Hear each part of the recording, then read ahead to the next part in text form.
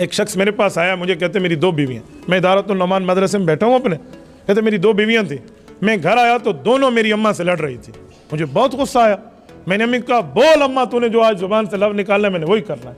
तो कहते हैं मेरी माँ भी गुस्से में थी। मेरी माँ ने कहा इन्ना, अब उसने एक लफ्ज़ बोला ना, अब मैं मिंबर पे क्या कहूँ, उन्होंने कहा इन्ना दुआ को फारग कर दे, यानी इनको तलाक दे दे।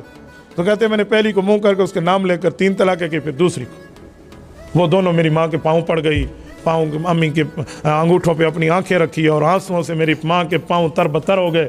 उन्होंने माफ़िया मांगना शुरू कर दिया, अम्मा हम कहाँ जाएंगी, ये है वो है।